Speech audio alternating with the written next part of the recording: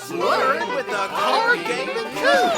Hey there, kids! It's me, the Card Gaming Coot, the cardinest coot in the Wild West. Today we're learning about...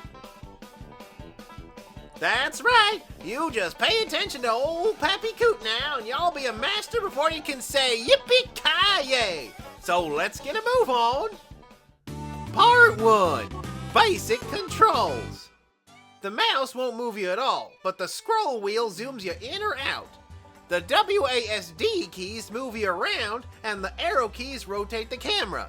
You can also hit the P key to change your perspective. Click on an object to pick it up. Anything on top of that item will be picked up too. Mouse over an object and press Q or E to rotate it left or right. Y'all can set how far it rotates with the menu at the top. Pressing F on a highlighted object flips it over. If you want to play a card face down, flip it over in your hand before playing it. Y'all can do both of these things to an object while holding on to it. Mouse over an object and press Alt for a closer look. You can press Shift while doing so to look at the bottom side. M activates a magnifying glass. Gotta go hunting for that good treasure. Pressing L locks an item in place, meaning it can't be moved. You gotta press L again to let it move around. Pressing Tab drops a noisy little arrow where your mouse is, telling folks where to look. You can hold it down to draw a line. You can click and drag to highlight multiple objects at once. Y'all can make something bigger or smaller by pressing the plus or minus key while on top of it. You can even hold one of these to make it do that a whole lot. Oh, my tarnation! And you can always right-click an object to see other options like drawing and searching. You can shuffle a deck with the R key. As my grandkids put it. You can draw a card from a deck by either using the draw option from right-clicking or left-clicking and quickly pulling your mouse away. If you click and hold, y'all pick up the whole gall darn thing. And I mean, you don't have to yank it to your hand. You can pull the top card off a deck and set it down. You can stack cards this way too, by placing them on top of one another. You can set a die's facing by highlighting it and typing a number. You can also roll it by clicking it, swirling your mouse around until you hear them bones a rattling, and letting her go. Or you can just hit R. But what fun is that? Part 2. The more complicated stuff. Tabletop Simulator has a deck compiling program stashed inside of its game files. It's inside Steam apps, Common, Tabletop Simulator, Modding, Deck Builder. There's an EXE version for Windows and a Java version for everybody else. It works like a drag and drop, so you can drag the cards straight in, generating a deck of up to 70 cards. You can then export that deck, and I would suggest resizing the final deck picture to be between 4,000 and 5,000 pixels to a side, as it just works better once you have a lot of cards around. To add this new deck and its card back to Tabletop Simulator, go to the right and click Objects, Components, Custom, Custom Deck. Left click places the deck, and a right click opens the custom menu.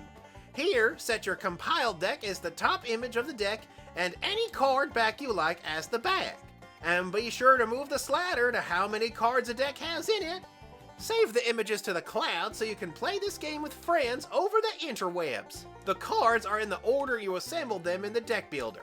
You can change these parts of the deck anytime by right-clicking and going to Custom.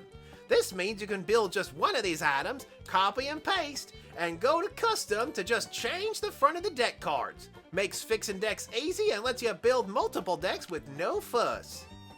You can also add tokens to your game by going to Custom, Token. Sadly, you have to make a tile if you want one that's two-sided, but all of them can be placed inside an infinite bag, found in Objects, Tools, to let players grab as many as they need. Same goes for dice and other pieces. Other handy tools are the counter and calculator. These work like you think, just click the buttons to make them roll. Now playmats are where we get the real fun. Before adding a playmat, be sure to have a card ready so you can get your scaling right. Once your playmat is ready, go to Components, Custom, Tile. I'm going somewhere with this, hold on. Put the playmat as the top image and set the thickness to minimum. Gotta get down with that thickness. Next, right-click and adjust the scale of the playmat using that sample card I had you make sure that all those zones line up proper. There! Now it's a playmat that looks the part and can be moved around. But now to take your playmat even further beyond! Because we're going to learn about snap points. Tabletop Simulator's kind of finicky with how cards get put down. Wouldn't it be nice if you could just make it so the deck goes where it's supposed to? That's what snap points are for. First, lock the playmat with the L key. Then go over to the little green ball on the left. Click the magnet. This changes your mouse into a magnet. The longer end of the magnet is where the snap point will be placed. Just click it and you're done. Snap point is ready. You can click a snap point to make it vanish or click and hold it to move it around. If you place a card exactly where you want a snap point to be, the snap point will appear right in the middle of the card, but it'll only stick to what's underneath it. When it's over, click the finger tool to go back to normal. Once you're done setting and testing all of your snap points, guess what? They're part of the mat now. You can unlock the mat by pressing L again, move it around, and yes, even duplicate it to make more.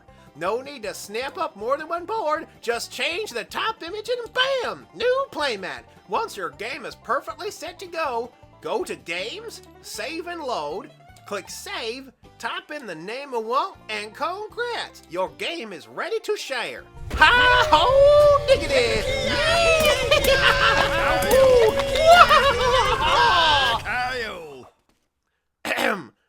The arrow on the top left lets you undo a serious mistake.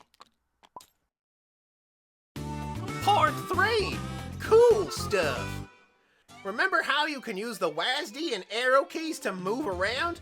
Well, you can go into the options menu, turn down the movement speed by a whole awful lot, pick your favorite screen recording software of choice, turn off the UI with keypad 3 or F11, and do slick sweeps and flyovers of your game. Whee!